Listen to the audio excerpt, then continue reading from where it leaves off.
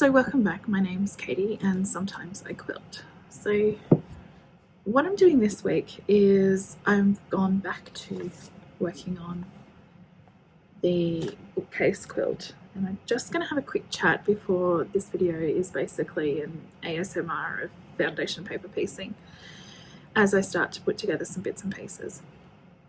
So one of the features of a bookcase quilt is not only that all of these finish at 10 inches square, but that some of the blocks are made up of smaller parts. So here's one I prepared earlier. So this will sit in a corner of another block, and it, like, for example, it might sit there. Well, it actually won't sit there because that's a completely different block. But what will happen is that it will become part of a different block that's got other books or other bits and pieces in it. And in the quilt that I'm working on at the moment, the Court of Thorn and Roses and the Fantasy and Fae quilt, the bookcase quilt, there are quite a few of the 5-inch blocks. So what I was going to do is just spend a little bit of time making some of them so that when I've got the bigger 10-inch blocks to work on, that they're ready to insert as required. So they're going to take a little bit of thought and a little bit of doing. So basically, I think we're just going to do a bit of music, and you'll get to see a bit of footage of me foundation paper piecing all of these blocks together, or one of them at least. Now, there are a myriad of ways to do foundation paper piecing, just like anything when it comes to quilting.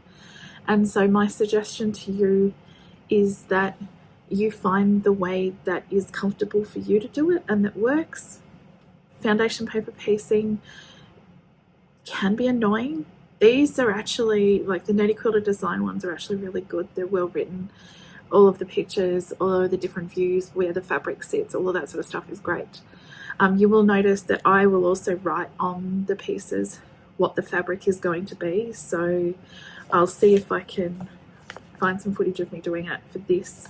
But you'll see on the back that it's got all of the bits and pieces, and I've used symbols rather than letters to tell me what it's all going to be. So crosses and circles and cross hatches and things to show me what fabric is going to go where.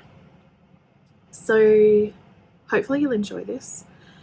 What I'm planning on doing in the next couple of weeks is trying to get a couple of the shelves done and working out how big this quilt is actually going to be, because there are different options that I have. And because this quilt is for me, then it can be as big or as small as I want it to be. Like, it could be a cushion, yeah, but I don't think it will be. The other thing that I'm thinking about at the moment is a different quilt along. It's more of a Halloween focused one. Now, Halloween in the Southern Hemisphere is slightly different to Halloween in the Northern Hemisphere.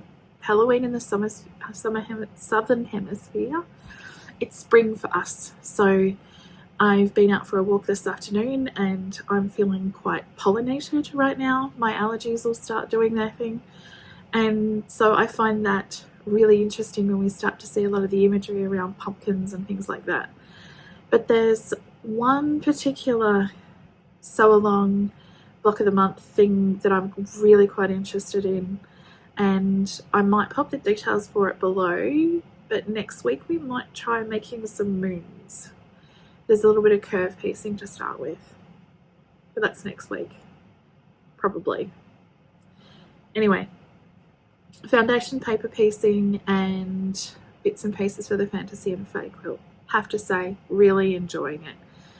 Huge thank you to Jennifer and Nerdy Quilter Designs for the pattern and for the approach. It's fabulous. Love it. All the stars. Have fun. Okay, so what has obviously happened here is that I couldn't find the block that I wanted to work on, so I'm having to work on a different one. So we are going to make Feyre's water wolf. And what that then means is that I need my paper scissors to cut this out.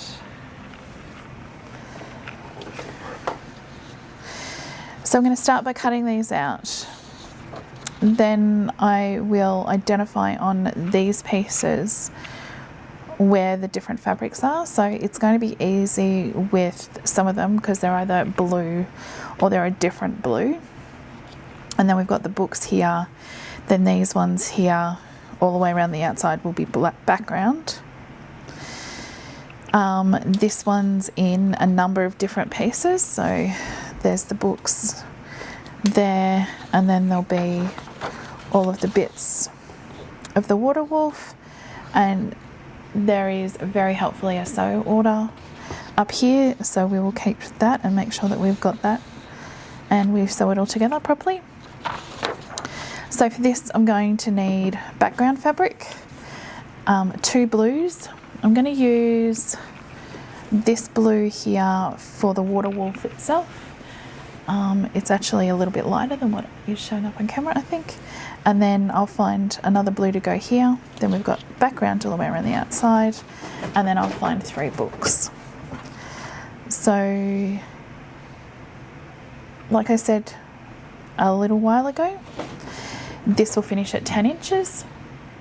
And then we can start to see what the bookcase is looking like when we're starting to get books and these bits and pieces starting to come together. They'll hit a point in this project where I'll need to start thinking about shelving and what colour we're going to be working with there. But for the most part, I'm enjoying this. I'm quite liking this. I will, of course, make some changes along the way because it is my quilt.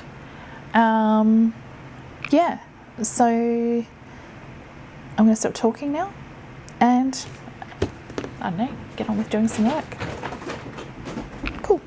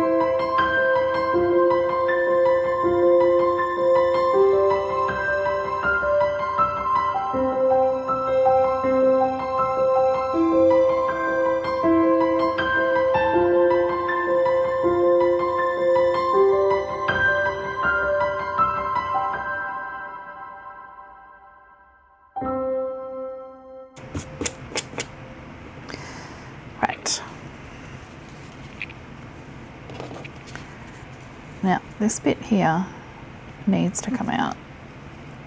It's not a stitching line. It's actually where I've made a mistake and I've ripped it out. So that'll disappear at the end. There'll be a few of those. Now, I've made 2 mistakes in 5 minutes and ripped things back, and you've seen that, and you know, we're all friends here. So I'm actually going to stop there, which I think is a little unusual, isn't it? Let's stop before we make an absolutely massive mistake and I end up crying. Hope you all have fun. Thanks.